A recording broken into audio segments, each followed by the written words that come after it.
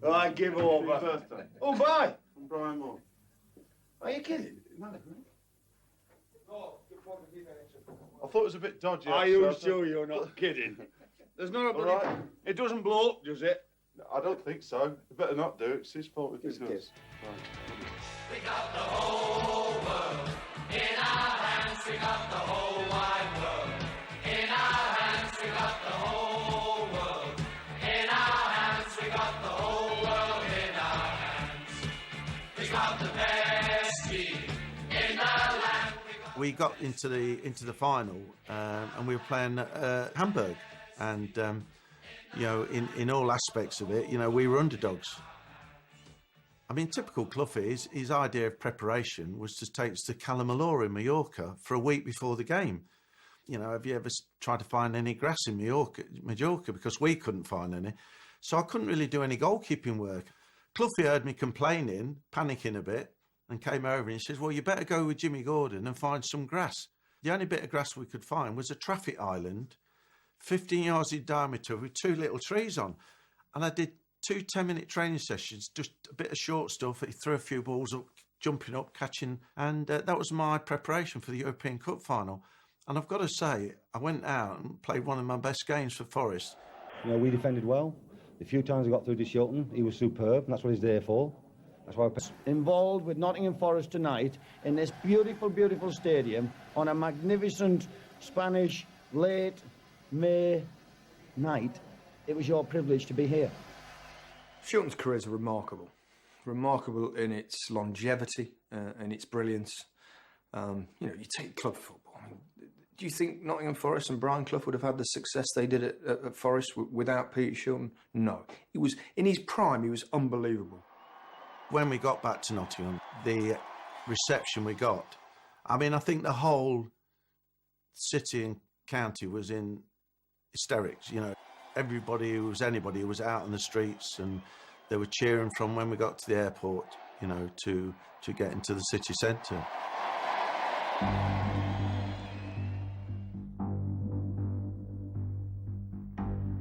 You've been under a bit of pressure this week, really, haven't you, in coming to the game? Yeah, you could say that, yeah. I went out for a night out. I ended up going for a meal, and one thing led to another, and I ended up sort of crashing my car. Peter Shilton, who's gathered up 1 or 2 unwelcome headlines this week, and 5 stitches in his chin as a result of a little car accident. Got caught drink driving.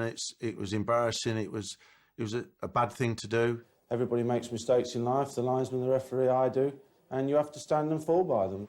I realised that it was my own fault. You know, I shouldn't have done it, and I did let my family down at the time. And you know, as I say, I did everything I could to try and put it right, but I paid the price myself.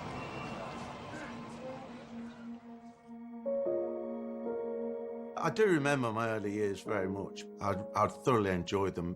I think it was 6 when I first got a football and immediately started kicking it against a wooden gate, actually, and just catching it. And that's, I think, the way, you know, I was. Goalkeepers are born, and for some reason I wanted to go in goal. Peter has returned to his old school with a healthy lifestyle message. Coming back was a real treat. I remember running around in the playground here, and I used to live just up the road, right next to the edge of Leicester City's training ground. I remember sort of sneaking through on a Sunday morning to get some practice, and the groundsman chasing me off. I think the first time I actually started playing in a proper game was when I was at primary school in Leicester. You know, that was really the start of the obsession that I had with football and goalkeeping. He was absolutely dedicated. In fact, you know, it was an obsession, really. He'd made up his mind that's what he wanted to do, and he was going to do it regardless of anything else. I even got a bit obsessed because I started to do stretching exercises in my bedroom. I had a mark on the wall and I stretched up, and I wasn't sort of shooting up as much as I wanted to. You know, when I got to the age of 10, 11, you know, I got panicky a little bit. He used to stretch from the banister. Either his mother or I would hang on to him. I got a bit obsessed because my dad had his greengrocer's shop. We had some banisters, and I thought, oh, I found from these banisters, that'd be a good idea, wouldn't it? See if that'd make my arms stretch. And as my mum was walking by, I asked her to pull on my ankles. I did it but once or twice. Told you goalkeepers were crazy. He was a bit worried about whether he's going to be big enough. And as it's proved now, he's made himself big enough. A few months ago, my dad passed away. I visited him in hospital, and he couldn't talk that well. He wasn't in a good way. But I was sort of trying to reminisce. I had the inkling that it wasn't too long to go. And we were reminiscing about when we went on holiday to Mablethorpe in our caravan. And we used to take the ball, because I was obviously all the time playing football. And he used to go on the beach and get a few boys or fellas even to try and take a few pot shots at me. He liked to do it as well. And he used to sort of cross a few balls and see if they could beat me with headers.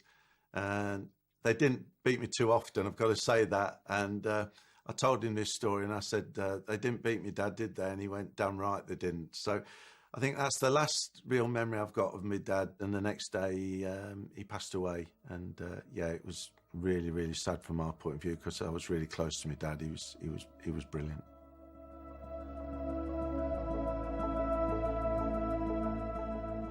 We had 3 great years at Forest, and then there was a change coming. 1 or 2 players were getting older. We had to replace a few players, and it wasn't working out quite as well as I think Brian Clough and Peter Taylor thought. I went to Southampton. You know, I thought they were ambitious. Laurie, goalkeepers always thought to be a breed apart. Does Peter Shilton really prove that point? Well, they're a breed apart because there's not many people who would volunteer to go in the position they're in. They always reckon they've got to be a bit balmy. I don't think that he's balmy, but I think he's obsessed with the art of goalkeeping. He's the most obsessive of his own position that I've ever had. Keep up! And all of a sudden, from a bit of a slow start, we started to be, you know, quite a force, actually. And Shilton saves. I think I played as well at Southampton as I did at Forest. This is Souness, and now Rush, and heroics from Peter Shilton. I think he's proving week in, week out that he is the best in the world. Nobody's perfect, but he's as near to it as anybody will be. Just shocked, really. Maradona handled the ball into the goal, didn't he? I mean, you would love to save them. And England are out. I have to shoulder some blame.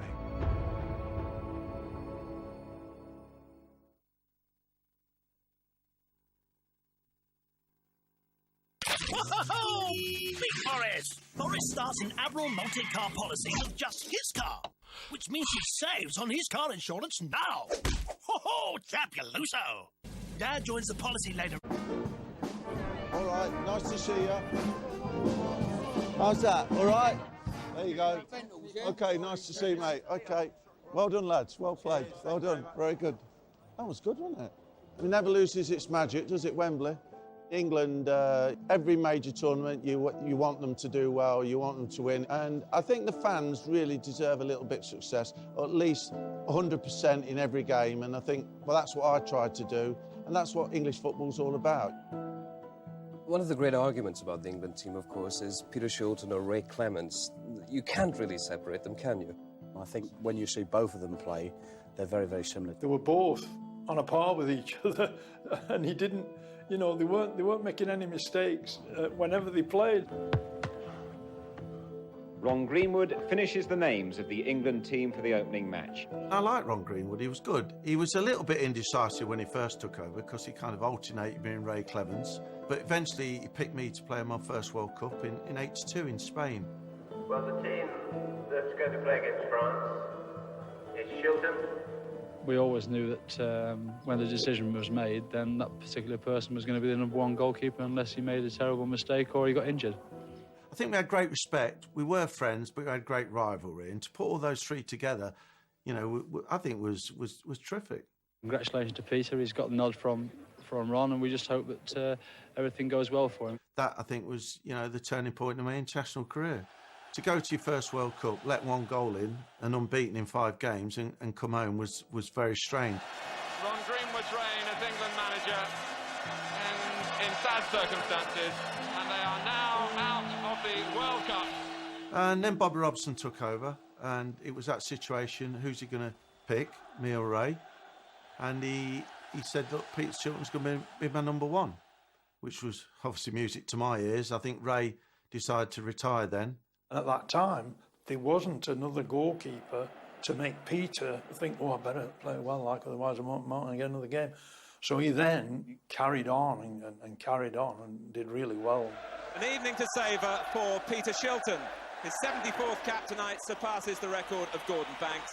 He was quite a scary, intimidating bloke to a lot of players because his expectancy levels of the people around him was so high, especially defenders. He used to give them a tough time, and that's part of being a goalkeeper. You know, you want to be protected, and the organisational side of things for a keeper is hugely important. And it was the same thing in World Cups. You know, he would be very, very demanding. Obviously, England qualified for Mexico '86, which was quite a World Cup for you and for England. God. Yeah, I mean, it was a difficult place to go to, but we had a great preparation, and we went to Mexico about a week before the tournament started, and we were looking forward to the World Cup. Winarczyk has misjudged it, and Lineker has a hat-trick! I roomed with Peter Shilton. Most of my England career, I was roommate with Peter Shilton. I used to do as I was told.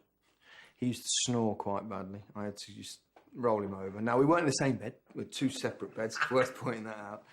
But he's a noisy sleeper. Was the goalie.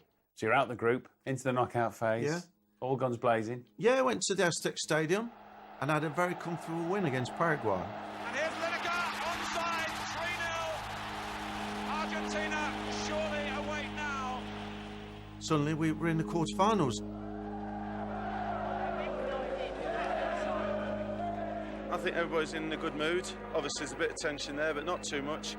Hopefully just enough to put a bit of edge on us. Well, I was captain on the day, which was a fantastic thing for me. I remember sort of shaking hands with Maradona, looking down on him because he wasn't that big. And Maradona picks away through where there seemed to be none.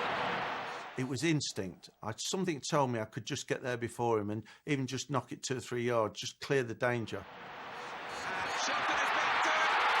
It's Maradona's goal. You look round and you look at the referee and you're thinking, when you're going to blow your whistle, let's get on with the game. Free kick to us. He ran off the pitch. And you can imagine, suddenly everybody in the side's got their hands up. And England trying, but it was put in with the hand. And Shilton is so incensed. You can't describe the sickly feeling. Massively important quarter-final match is going to be allowed. Just shock, really, and gutted. I always thought I was getting to the ball before Maradona, and I think he must have thought that, and he just took a chance. He just put his arm up and punched it. Peter Shilton knows he's getting that ball. He's coming out and he's getting that ball all the way. If he knew that Diego Maradona was going to stick his arm up and punch it in the back of the net, of course he'd have come out and, splattered him all over the place and would have readjusted mentally to take the ball in a higher position. But because Maradona did what Maradona did, there was not much he could do about it. Bobby Robson came. He said, he did handball it, didn't he? He did handball it. And all I can go on is what I felt I saw, which was the ball in the air, with Maradona going for it, with Shilton being favourite, and Maradona handled the ball into the goal, didn't he? Didn't he? We felt down. We could see we were down. We knew what had happened, and I think that had a little bearing on the second goal, to be fair. And he's hurting England again here. It's a brilliant run. It's one of the World Cup great goals. I think he should have apologised after the game. He should have admitted and apologised as a sportsman. He never did that, and I think that's why he wouldn't be top of mind on a lot of the England players and England fans' Christmas list.